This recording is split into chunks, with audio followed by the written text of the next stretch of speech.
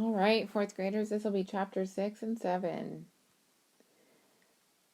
Where we left off before, she was asking if Kimki would ever reach the far country where he was going, and then would he come back before winter was over or never. And so they were discussing that as we left off. So let's see if we can find out anything in these next two chapters. After Kimki had been gone 1 moon, we began to watch for his return. Every day, someone went to the cliff to scan the sea. Even on stormy days we went, and on days when fog shrouded the island. During the day, there was always a watcher on the cliff, and each night, as we sat around our fires, we wondered if the next sun would bring him home. But the spring came and left, and the sea was empty. Kimki did not return. There were few storms that winter, and rain was light and ended early. This meant that we would need to be careful of water. In the old days, the springs sometimes ran low and no one worried, but now everything seemed to cause alarm. Many were afraid that we would die of thirst. There are other things more important to ponder, said Matasiap, who had taken Kimki's place. Matasiap meant the Aleuts, for it was now the time of year when they had come before. Watchers on the cliff began to look for the red sails, and a meeting was held to plan what to do if the Aleuts came. We lacked the men to keep them from landing or to save our lives if they attacked us, which we were certain they would. Plans were therefore made to flee as soon as their ship was sighted. Food and water were stored in the canoes, and these were hidden on the rocks on the south end of the island. The cliffs were steep here and very high, but we wove a stout rope of bull kelp and fastened it to the rocks at the top of the cliff so that it hung to the water. As soon as the Aleut ship was sighted, we would all go to the cliff and let ourselves down one at a time. We would then leave in our canoes for the island of Santa Catalina. Although the entrance to the Coral Cove was too narrow for a ship to pass through safely at night, men were sent there to watch the cove from dusk to dawn, besides those who watched during the day. Shortly afterwards, on a night of fine moon, one of the men came running back to the village. Everyone was asleep, but his cries quickly awakened us. "The Aleuts!" he shouted. "The Aleuts!" It was news we expected. We were prepared for it, yet there was much fear in the village of Gahalasat. Matasiap strode from hut to hut, telling everyone to be calm and not to lose time packing things that would not be needed. I took my skirt of yucca fiber, however, for I had spent many days making it, and it was very pretty, and also my otter cape. Quietly, we filed out of the village along the trail that led toward the place where our canoes were hidden. The moon was growing pale, and there was a faint light in the east, but a strong wind began to blow.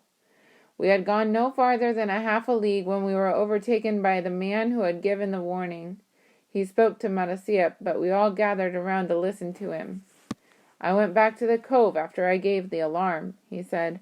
"When I got there I could see the ship clearly. It is beyond the rocks that guard the harbor. It is a smaller ship than the one which belonged to the Aleuts. The sails are white instead of red." "Could you see anyone?" Matasiap asked. "No." "It is not the same ship which was here last spring?" "No." Matasiap was silent, pondering the news. Then he told us to go on to where the canoes were and wait for him, for he was going back. It was light now, and we went quickly over the dunes to the edge of the cliff and stood there while the sun rose. The wind grew cold, but fearing that those on the ship would see the smoke, we did not start a fire, though we had meal to cook for breakfast. Instead, we ate a small quantity of dried abalone, and afterwards my brother Ramo climbed over the cliff. No one had been down to the rocks since the canoes were hidden, so we did not know whether they were still safe or not.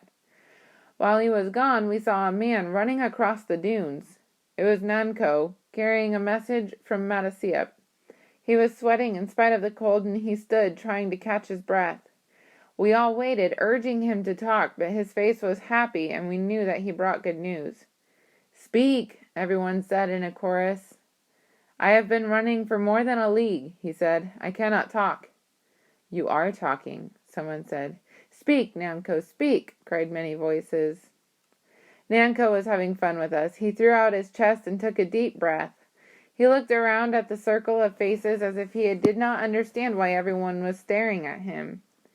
"The ship," he said at last, saying the words slowly, "does not belong to our enemies, the Aleuts. There are white men on the ship, and they have come from that place where Kimki went when he left our island." "Has Kimki returned?" an old man broke in. "No, but it is he who saw the white men and told them to come here." "What do they look like?" Ulape asked. "Are there boys on the ship?" asked Ramo, who had come back with his mouth full of something. Everyone seemed to be talking at once. Nanko made his face stern, which was hard for him to do because his mouth had been cut in the battle with the Aleuts, and ever since it had always seemed to smile. He held up his hand for silence. "The ship has come for one reason," he said, "to take us away from Gahalas At." "To what place?" I asked. It was good news that the ship did not belong to the Aleuts, but where would the white men take us? "I do not know to what place," he said. "Kimki knows, and he has asked the white men to take us there." Saying no more, Nanko turned back and we followed him. We were fearful of where we were going, yet we were happy too. All right, now this is chapter 7. We took nothing with us when we thought we would have to flee, so there was much excitement as we packed our baskets. Nanko strode up and down outside the houses, urging us to hurry. "The wind grows strong," he shouted. "The ship will leave you." I filled 2 baskets with the things I wished to take: 3 fine needles of whalebone, and all for making holes, a good stone knife for scraping hides, 2 cooking pots, and a small box made from a shell with many earrings in it. Ulape and I had 2 boxes of earrings, for she was vainer than I, and when she put them into her baskets, she drew a thin mark with blue clay across her nose and cheekbones. The mark meant that she was unmarried. "The ship leaves," shouted Nanko. "If it goes," Ulape shouted back, "it will come again after the storm." My sister was in love with Nanko, but she laughed at him. "Other men will come to the island," she said.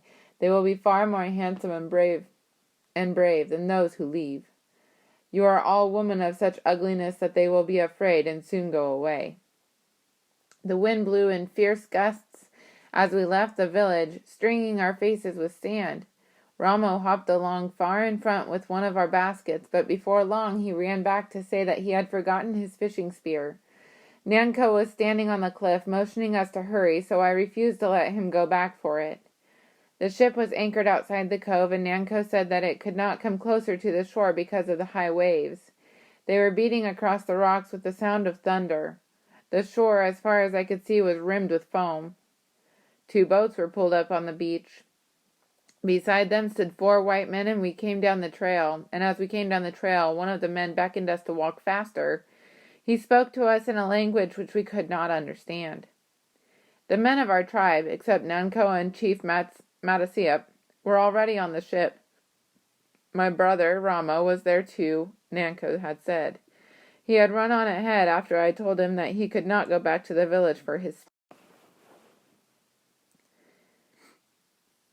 Nanko said that he had jumped into the first boat that left the cove.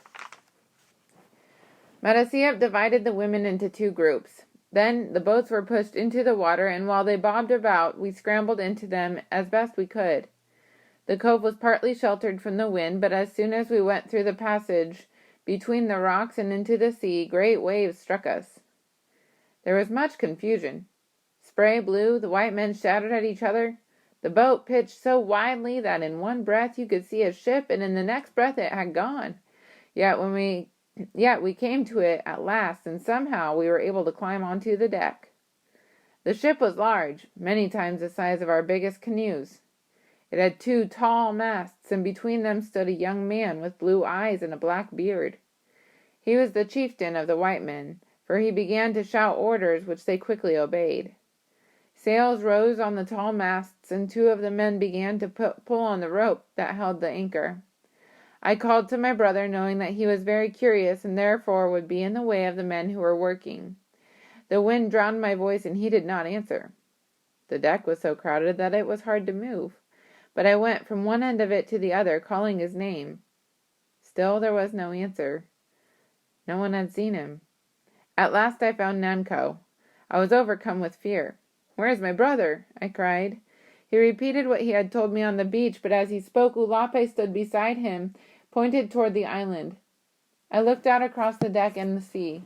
There, running along the cliff, the fishing spear held over his head, was Ramo. The sails had filled, and the ship was now moving slowly away. Everyone was looking toward the cliff, even the white men. I ran to one of them and pointed as he shook his head and turned from me. The ship began to move faster. Against my will, I screamed. Chief Matasiap grasped my arm. "We cannot wait for Ramo," he said. "If we do, the ship will be driven into the rocks. We must! We must!" "The ship will come back for him another day," Matasiap said. "He will be safe. There is food for him to eat and water to drink and places to sleep." "No," I cried. Matasiap's face was like stone. He was not listening. I cried out once more, but my voice was lost in the howling wind. People gathered around me, saying again what Matasiap had said, yet I was not comforted by their words. Ramo had disappeared from the cliff, and I knew that he was now running alongside the trail that led to the beach. The ship began to circle the kelp bed, and I thought surely that it was going to return to the shore. I held my breath, waiting. Then slowly its direction changed. It pointed toward the east. At that moment I walked across the deck, and though my hands tried to hold me back, flung myself into the sea. A wave passed over my head, and I went down and down until I thought I would never behold the day again. The ship was far away when I rose. Only the sails showed through the spray. I was still clutching the basket that had held all of my things, but it was very heavy, and I realized that I could not swim with it in my arms. Letting it sink, I started off toward the shore. I could barely see the 2 rocks that guarded the entrance to the coral cove, but I was not fearful. Many times I had swum farther than this, although not in a storm. I kept thinking over and over as I swam how I would punish Ramo when I reached the shore, yet when I felt the sand under my feet and saw him standing on the edge of the waves holding his fishing spear and looking so forlorn, I forgot all those things I planned to do. Instead, I fell to my knees and put my arms around him. The ship had disappeared. "When will it come back?" Ramo asked. There were tears in his eyes. "Soon," I said. The only thing that made me angry was that my beautiful skirt of yucca fibers, which I had worked on so long and carefully, was ruined.